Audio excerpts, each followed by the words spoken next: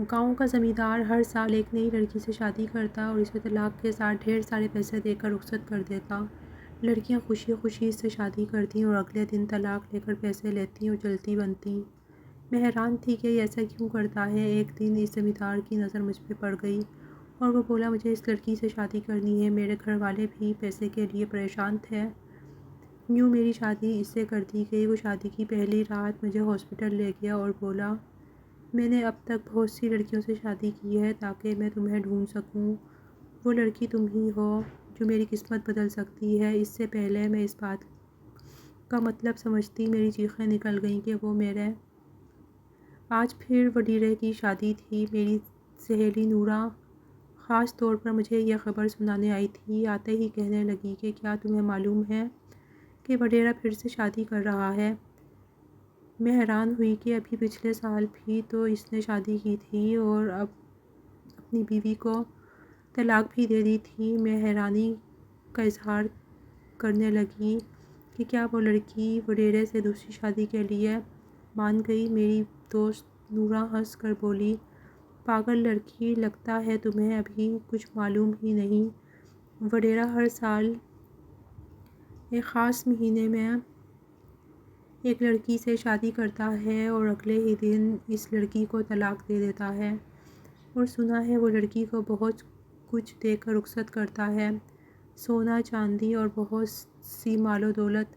تو ایسے میں کوئی لڑکی بے وقوف ہی ہوگی جو وڈیرے سے شادی سے انکار کر دے۔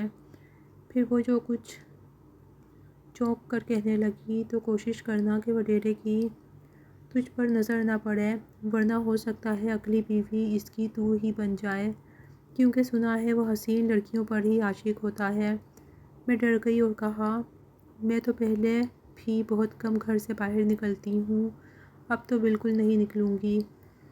میں اصل میں یہاں کی رہنے والی نہیں تھی اور اپنے ماں باپ کے ساتھ پچھلے سال بھی اس گاؤں میں آئی تھی، اس لیے اس گاؤں کے رسم و رواج اور وڈیرے کے بارے میں مجھے کچھ علم نہیں تھا۔ میں نے بس اس کی پچھلی شادی ہوتے دیکھی تھی، اس لیے نورا سے یہ سب سن کر مجھے حیرانی ہوئی تھی کہ وڈیرا کیسا ظالم انسان ہے جو پہلی رات کے بعد بیچاری لڑکیوں کو طلاق دے دیتا ہے۔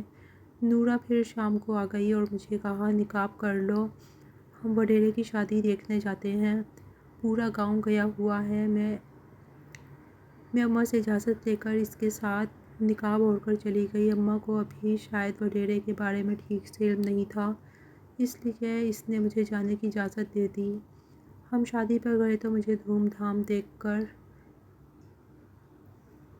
وہاں کی دنگ رہ گئی۔ نورا کہنے لگی، تم دیکھنا کل صبح یہ لڑکی بھی مال و دولت کے ساتھ طلاق لے کر اس حویلی سے نکل جائے گی۔ میں نے افسوس سے کہا، یہ تو بیچاری لڑکیوں پر بڑا ظلم ہے۔ تو نورا نے بتایا کہ کوئی ظلم نہیں ہوتا، لڑکیاں اپنی مرضی اور خوشی سے شادی کرتی ہیں اور طلاق لے لیتی ہیں، انہیں کوئی مسئلہ نہیں ہوتا۔ میں بڑی حیران تھی کہ وہ وڈیرا ایسا کیوں کرتا ہے، اس کے ساتھ ایسا کیا مسئلہ تھا کہ وہ شادیوں پر شادیاں کرتا ہے اور پھر طلاقیں بھی فوراً دے دیتا ہے۔ شادی سے واپس آ کر میں پوری رات یہی سوچتی رہی کہ اللہ کی قدرت بھی کیا چیز ہے۔ ایک طرف وڈیرا ہے جو ایک رات کی شادی کے لیے لاکھوں خرچ کر رہا ہے، اور دوسری طرف ہم جیسے غریب ہیں جو قرضوں کے بوجھ تلے ایسے دبے ہوئے ہیں کہ سانس لینا بھی محال ہے۔ میرا نام سحر ہے اور ہم 4 بہنیں تھیں، ہمارا کوئی بھائی نہ تھا۔ مجھے بچپن سے ہی کافی محرومیاں دیکھنی پڑی تھیں۔ میرا باپ شہر میں نوکری کرتا تھا، کبھی کبھی کاشتکاری کا کام بھی کر لیتا تھا، جس سے بس ہمارا گزر بسر ہی مشکل سے ہوتا تھا۔ پھر ابا بیمار پڑا تو کئی جگہ سے قرض لے کر اس کا علاج کروانا پڑا، گھر تک بک گیا اور ابا کو ہمیں لے کر اپنے آبائی گھر گاؤں لوٹنا پڑا۔ غربت انتہا کی تھی۔ میں تو اپنے آپ کو سنبھال لیتی تھی، پر میری 3 چھوٹی بہنیں چھپ چھپ کر رویا کرتی تھیں۔ ایک دن میں نے اپنی بہنوں کو روتے دیکھ لیا اور روتے ہوئے کہہ رہی تھیں کہ کاش ہم پیدا ہوتے ہی مر گئی ہوتیں تو یہ فاقہ زدہ دن نہ دیکھنے پڑتے۔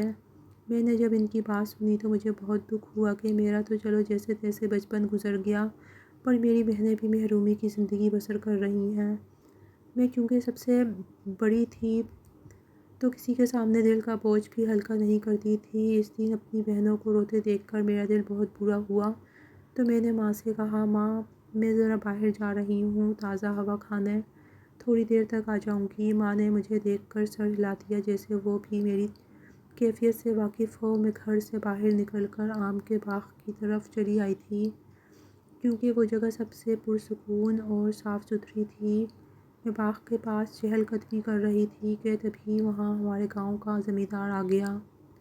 اس کی نظر مجھ پہ پڑی تو میرے خوف کے مارے رونگٹے کھڑے ہو گئے۔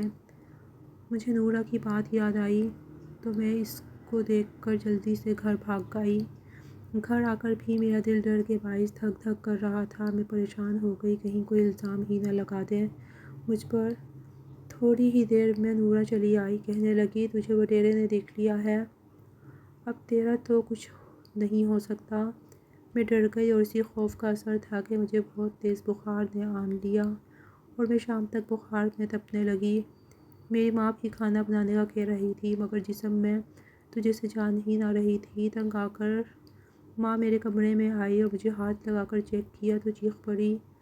پھر فوراً ہی گاؤں کا واحد ڈاکٹر، جو سب کا خدا ترسی کر کے فری علاج کرتا تھا، کو بلایا گیا۔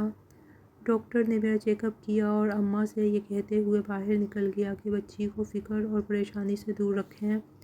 زیادہ خوف اور فکر کے باعث دماغ کی رگ پھٹنے کا خطرہ ہوتا ہے۔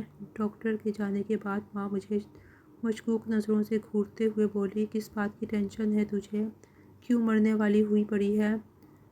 تب میں نے ہمت کر کے ماں کو بتا دیا کہ گاؤں کے اس زمیندار کی نظر مجھ پر پڑ گئی ہے، جو ہر سال نئی لڑکی سے شادی کرنے کے بعد طلاق دے دیتا ہے۔ میری بات سن کر ماں میری بات کو نہ سمجھی اور بولی، تو تجھے اتنی فکر کیوں ہو رہی ہے؟ کون سا چوری کرتے پکڑی گئی ہے؟ ماں کی بات پر میرا دل کیا میں اپنا سر پیٹ لوں۔ اس سے پہلے کہ میں ماں کو سمجھاتی، باہر کے دروازے پر زور سے دستک دی جانے لگی۔ دستک کی آواز سن کر میں سانس روک گئی۔ دروازہ کھولا گیا تو باہر زمیندار اپنے بندوں کے ساتھ کھڑا تھا اور ان کے ساتھ ہی میرا باپ بھی تھا، اسے بھی شاید ساتھ لے کر آئے تھے۔ ابا نے ان کو بیٹھک میں بٹھایا اور ماں سے چائے بنانے کا کہا، پر زمیندار نے چائے بنانے سے منع کر دیا۔ آخر کو امیر بندہ تھا، غریبوں کے گھر سے چائے پانی کیوں پیتا؟ اس نے ماں کو بھی بیٹھک میں بلا لیا اور میرا ہاتھ مانگ لیا۔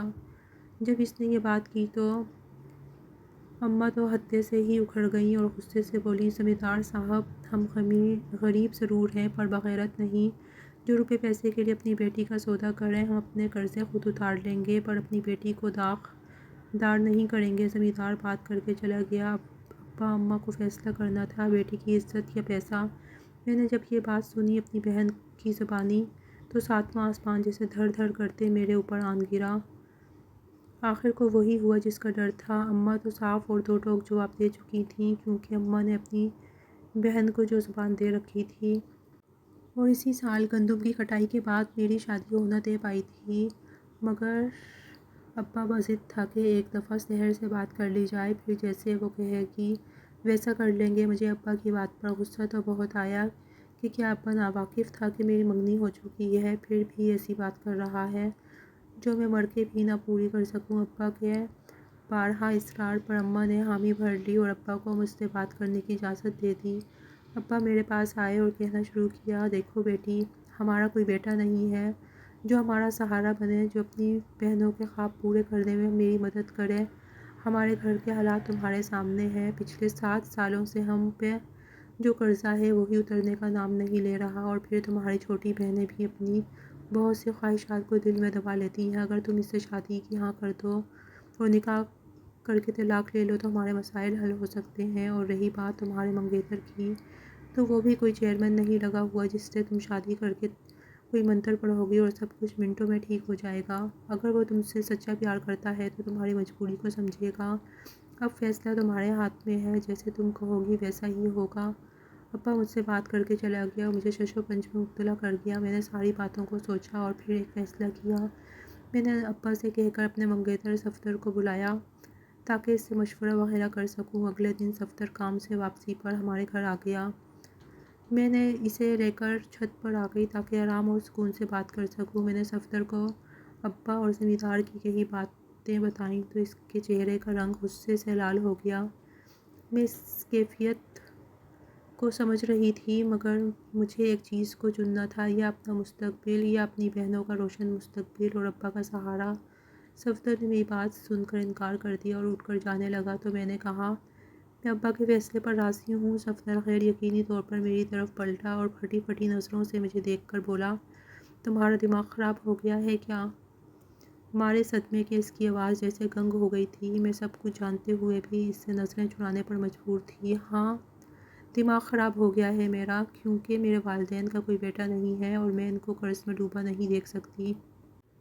اور پھر ایک دن کی ہی تو بات ہے، ہمارے سارے مسائل حل ہو جائیں گے اور بغیر کسی فکر کے ہم دونوں ایک ہو جائیں گے۔ کیا تم نہیں چاہتے کہ ہماری پریشانی ختم ہو جائے؟ یہ اتنا ہی پیار تھا تو مجھ سے، جو مجھے سمجھ ہی نہیں پا رہا ہے۔ میری ایموشنل باتیں سن کر صفدر کا دل نرم پڑ گیا اور وہ شادی کے لیے مان گیا۔ صفدر کے جانے کے بعد میں نے ابا سے کہا، میں شادی کے لیے راضی ہوں۔ یہ میں نے جس ہمت اور صبر سے کہا تھا، یہ میں ہی جانتی تھی کہ میرا خدا، پر مجھے یہاں کمزور نہیں پڑنا تھا، سو میں نہ پڑی اور ابا نے زمیندار کو ہاں کا پیغام بھجوا دیا۔ اماں نے جب یہ بات سنی تو اپنا سر پیٹنے لگی اور مجھے سمجھانے لگی، پر میں نے فیصلہ کر چکی تھی، مجھے پیچھے نہیں ہٹنا تھا۔ ماں کی تکلیف کا بھی میں اندازہ لگا سکتی تھی، پر ابا کا بھی کوئی قصور نہ تھا کہ وہ اس عمر میں بھی قرض کی ٹینشن اور فکر لیتا وقت سے پہلے ہی بوڑھا ہوتا جا رہا تھا۔ جب میں اپنے فیصلے پر قائم رہی تو اماں نے بھی چپ سادھ لی اور یوں ایک ہفتے کے اندر اندر ساری نکاح کی تیاریاں ہوئیں اور میں لال جوڑے میں رخصت ہو کر اس محل نما بنگلے میں آ گئی۔ سارے دن کی تھکی ہاری میں جب نرم و گداز بیڈ پر بیٹھی تو بیٹھتے ساتھ ہی مجھے نیند کی مہربان دیوی نے آغوش میں بھر لیا اور میں وہیں بیٹھے بیٹھے سو گئی، پتہ ہی نہ چلا۔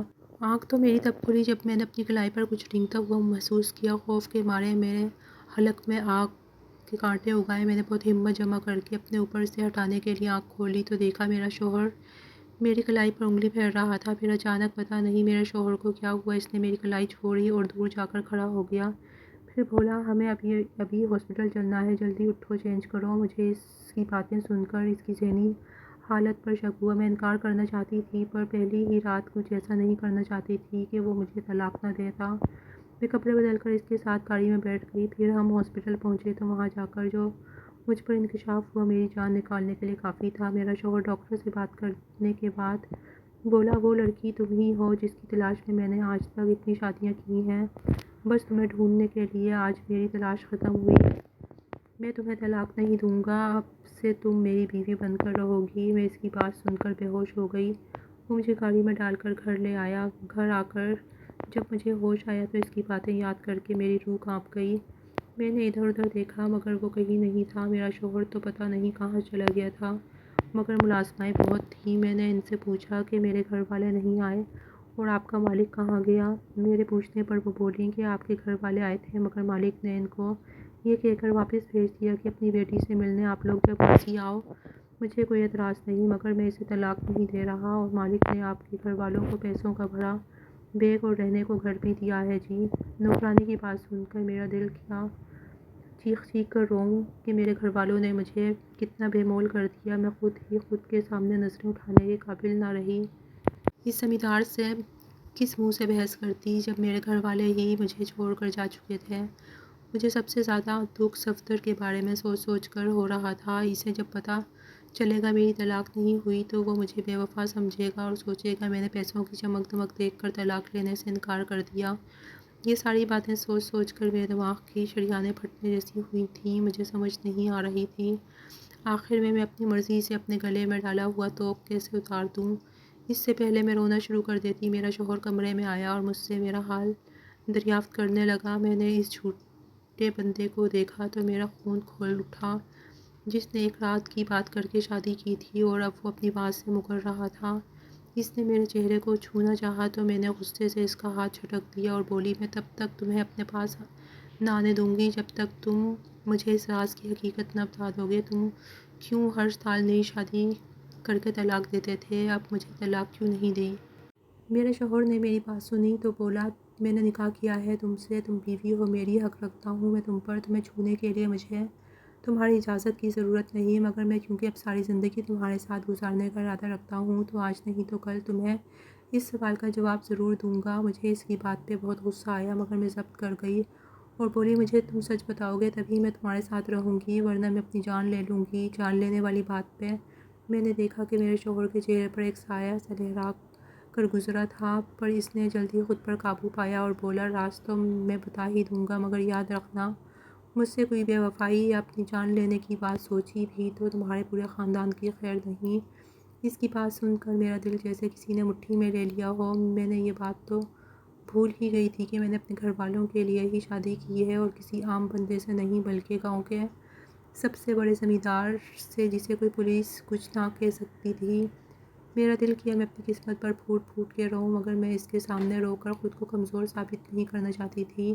مجھے بس چپ رہ کر اس کی جاسوسی کرنی تھی تاکہ اسے رنگے ہاتھوں پکڑ سکوں۔ مجھے چپ دیکھ کر میرے شوہر نے بھی دوبارہ مجھ سے اس ٹاپک پہ بات نہ کی، اور اس کی یہی بات مجھے الجھن میں مبتلا کر رہی تھی کہ کوئی انسان کسی کو دھوکہ دے کر اتنا مطمئن کیسے رہ سکتا ہے۔ شادی کو 3 دن گزرے اور ان 3 دنوں میں بہت کچھ کوشش کر رہی تھی کہ کسی طریقے سے وہ مجھے طلاق دے دے، مگر مجھے ناکامی ہوئی۔ آخر اسے میری تلاش ہی کیوں تھی؟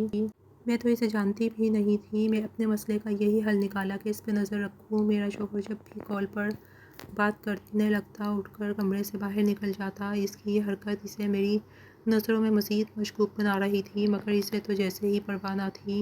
اس سے پوچھنے پر بھی یہ مجھے سچ نہ بتاتا تو بہتر یہی تھا کہ میں اس کی کسی بھی طرح سے باتیں سنتی، ایسی ہی کرتی۔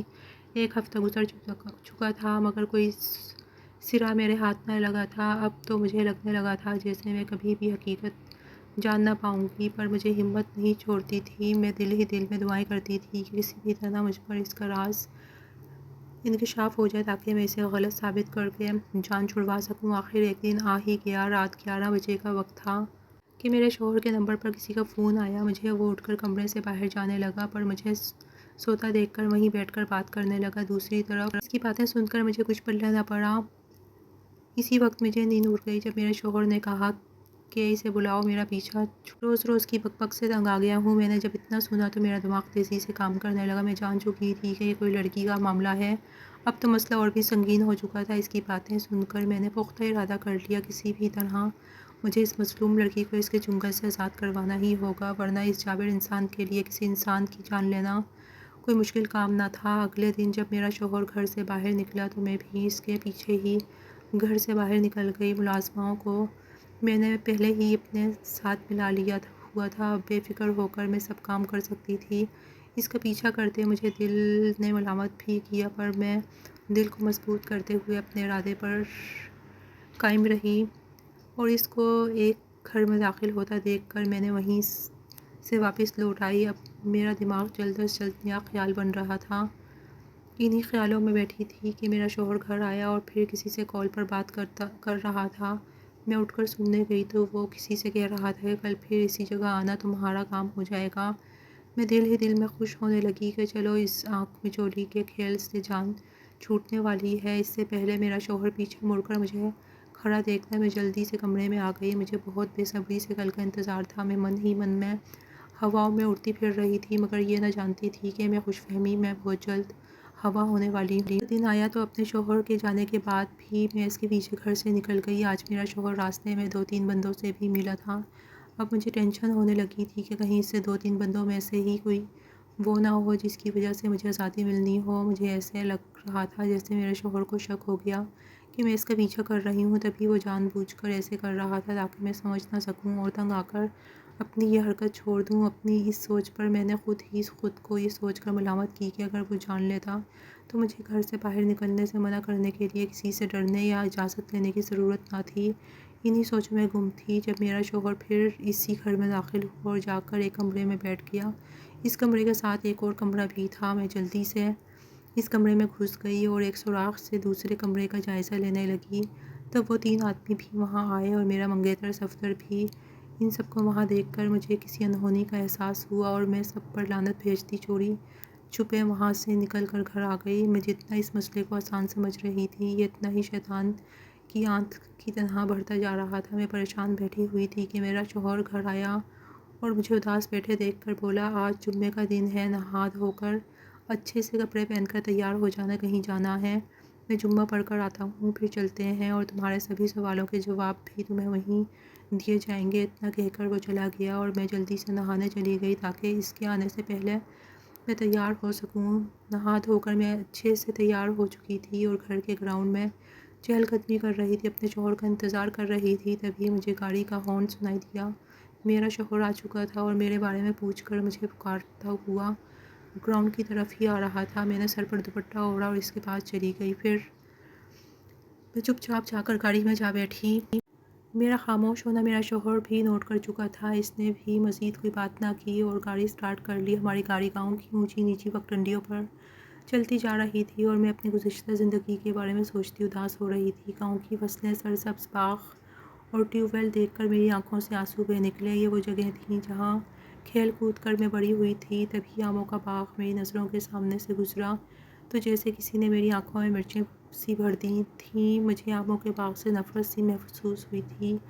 یہی وہ جگہ تھی جہاں میرے شوہر کی نظر مجھ پہ پڑی تھی۔ کاش میں اس دن گھر سے باہر نہ نکلی ہوتی، مگر اب وہ کاش واپس نہیں لوٹ سکتا تھا۔ انہی سوچوں میں گم، پتہ ہی نہ چلا کہ کب سفر ختم ہوا اور ہم اپنی منزل پر پہنچ بھی گئے تھے۔ ہوش تو تب آیا جب گاڑی رکی اور میرا شوہر گاڑی سے باہر نکل کر میری سائڈ والا دروازہ کھولے کھڑا تھا۔ اس کو اپنی طرف متوجہ پا کر میں گاڑی سے نیچے اتر آئی اور ہم دونوں ایک دربار کی طرف جانے لگے۔ دربار کے بائیں سائڈ پر بنے کچے مگر صاف ستھرے گھر میں مجھے لیے میرا شوہر داخل ہوا اور ایک کمرے میں جا کر بیٹھ گیا۔ ابھی تھوڑی دیر ہی گزری تھی کہ وہاں ایک بابا جی آئے اور بولے، ہاں بھائی برخوردار، تمہاری تلاش ختم ہوئی کہ نہیں؟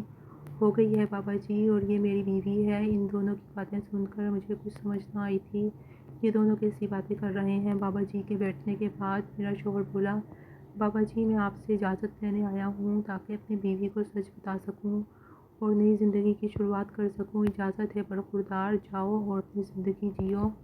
ان کی گھمانے والی باتیں سن کر میری اور پیشانی پر سلوٹیں پڑتی جا رہی تھیں۔ مجھے یہ سب ڈھونگ لگ رہا تھا۔ پھر میرا شوہر اٹھ کھڑا ہوا اور ہم اجازت لے کر واپس آ گئے۔